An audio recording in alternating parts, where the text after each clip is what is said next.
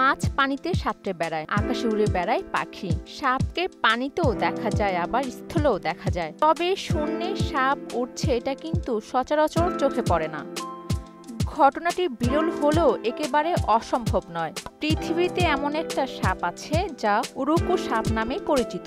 সাপটি যে একেবারে পাখির মতো ডানা মেলে ওড়ে তা কিন্তু নয়। তবে এক গাছ থেকে অন্য গাছে যেভাবে পৌঁছে যায় তা থেকে সাপটি উঠতে পারে না এমনটিও বলা যায় না। সুদবিহীন ব্যাংকিং এ আত্মশুদ্ধির পথ এনআরবিসি ব্যাংকের ইসলামিক ব্যাংকিং আল আমিন। সাপের বৃহত্তর পরিবার কোলোব্রিডিয়ার অন্তর্ভুক্ত। এ সাপটি ক্রাইসোপেলা নামেও পরিচিত। সারা পৃথিবীতে যত সাপ আছে এর 2 ভাগের 3 ভাগই কোলোব্রিডিয়া পরিবারের অন্তর্ভুক্ত।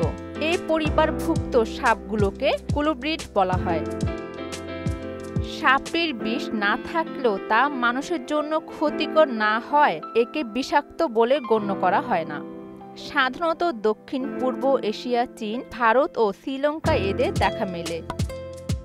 সাপটি আসলে এক স্থান থেকে লাফ দিয়ে অন্য স্থানে এমনভাবে যায় দেখে মনে হয় এটি উঠছে। সাপটি চলাফেরে এমন পদ্ধতি পদার্থবিদদের বিশেষভাবে আকৃষ্ট করে। ক্রাইসোপেলা সাধারণত দিনের বেলা শিকার করে। এরা সাধারণত টিকটিকি, ব্যাঙ, পাখি ও বাদুড় খেতে পছন্দ করে। বিজ্ঞানীরা এখন পর্যন্ত এদের 5টি প্রজাতির সন্ধান পেয়েছেন। দৈর্ঘ্যে এরা 2 থেকে 4 ফুটের মধ্যে হয়ে থাকে। ক্রাইসোপেলা অন্যটা বা গোল্ডেন ট্রি স্নেক প্রজাতির সবচেয়ে বড় সাপ। গবেষণায় বিজ্ঞানীরা লক্ষ্য করেছেন বড় সাপগুলো থেকে ছোট সাপগুলো উড়ে বেড়াতে বেশি সক্ষম। অরিন সুলতানা, মোহনা ডিজিটাল।